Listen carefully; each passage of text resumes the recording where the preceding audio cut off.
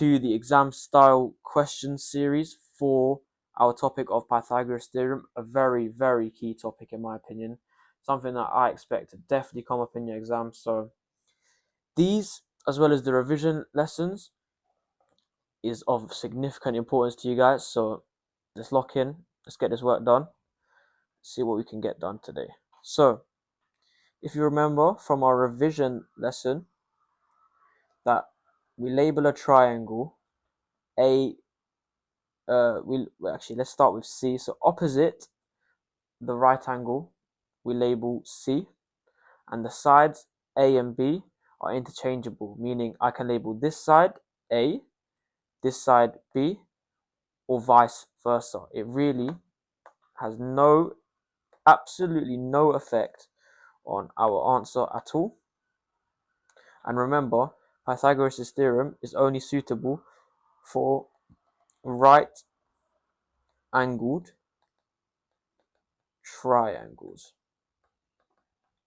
So, as follows, our formula is a squared plus b squared equals to c squared. Hence, what we can do here, to calculate our length AC, which is from here to here, we can do our a squared, which is our 5.6 squared, add to our 4.2 squared, is equal to our c squared. Hence, c squared, if we plug this into our calculator, we get c squared to be equal to 49, which makes c equal to square root of 49, which is equal to 7.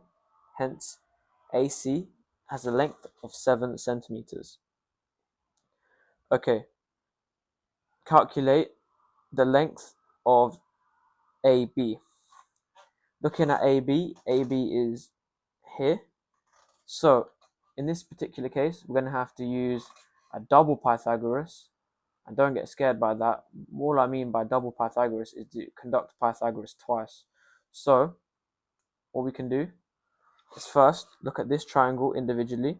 Let me bring it here. So, ADC, yeah? So 7 centimeters, 4 centimeters, right? We have our right angle here.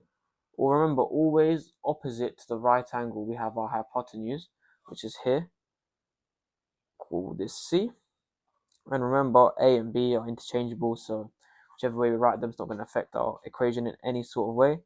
So A squared plus B squared is equal to C squared. So 7 squared plus 4 squared is equal to C squared. Hence, 7 squared plus 4 squared, C squared is equal to 65, which makes C equal to root 65. Okay, so AC is equal to root 65. And I'm going to leave this as what we call an absolute value in maths. We're going to leave it as a surd. A surd is a number square rooted. Now, the reason I'm going to leave it as a surd is due to the fact that when I conduct the next Pythagoras of this triangle, ABC, it just leaves me with no rounding errors, and it will just make my answer definitely more accurate. So let's take a look at the second triangle. We have our second triangle of ABC, 9.57 centimeters is here, and root 65 centimeters is here.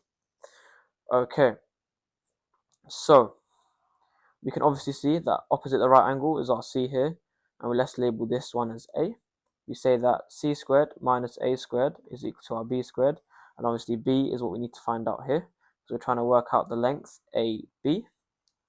So 9.5 squared minus root 65 squared is equal to our B squared, so 9.5 squared minus our root 65 squared gives us B squared equal to 25.25, meaning B is equal to root of 25.25, which is equal to 5.02 centimeters. Okay, moving on to the next question. We have ABCD is a trapezium, and we need to calculate the length of BC.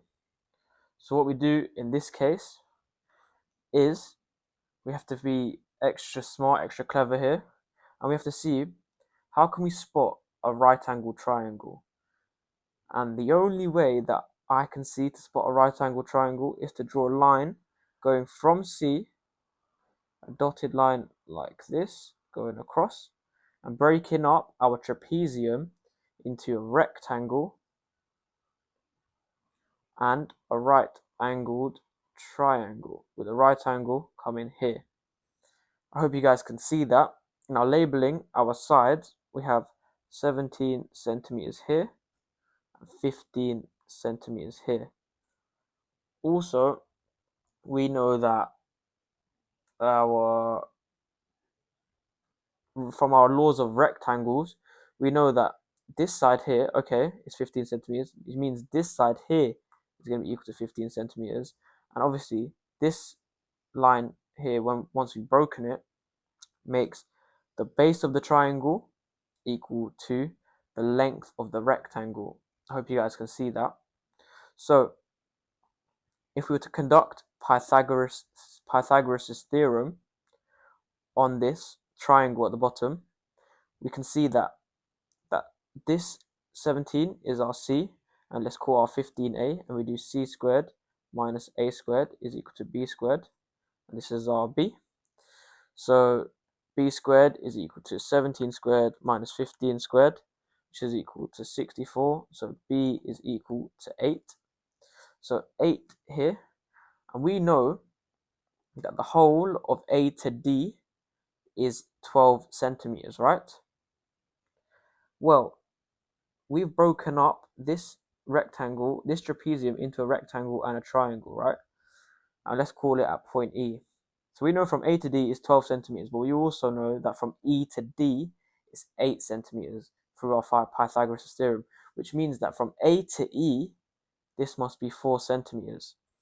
And now that we have our A to E here, we know that the two parallel sides in a rectangle are going to be equal, as we found out with the 15 and the 15, which makes B to C equal to 14 centimeters. Hence, BC is 4 centimeters. Okay, looking at the last question for today, I believe. Yep. A television has a diagonal length of 50 inches. So we can call this our TV, and it has a diagonal length of 50 inches. The ratio of the length of the television to the width of the television is 4 to 3. Okay, calculate the length and the width of the television, giving your answers correct to one decimal place. Okay, take a flashback to our revision lesson on forming and solving equations. When we were asked to form equations, right? Remember that when we have a number as they've given us for the length and the width of the television, they've given it to us in terms of proportion. So we can call the length is 4 parts and the width is equal to 3 parts.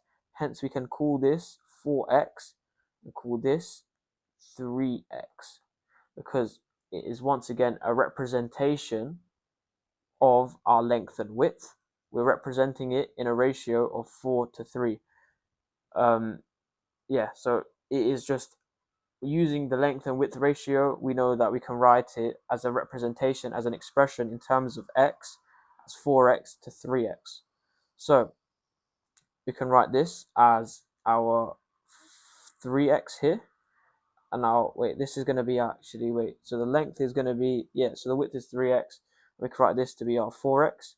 And looking at the bottom right triangle, we know that this is equal to 50, this is equal to 3x, and this is equal to 4x.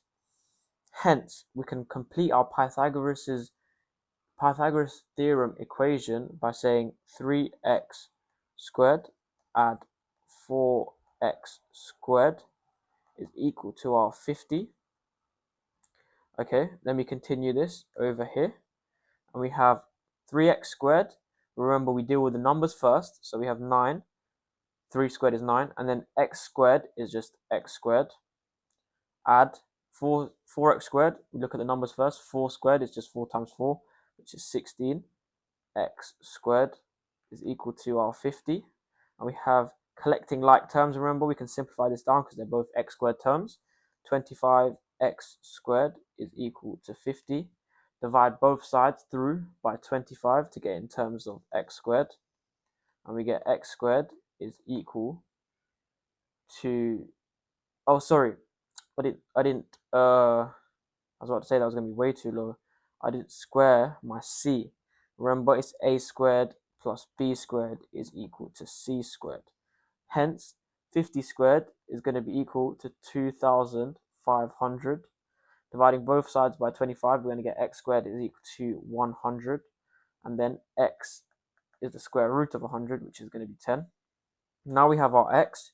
We can fill in our representation of our length and width and say that the length is obviously from here, 4x. The length is now 40 inches.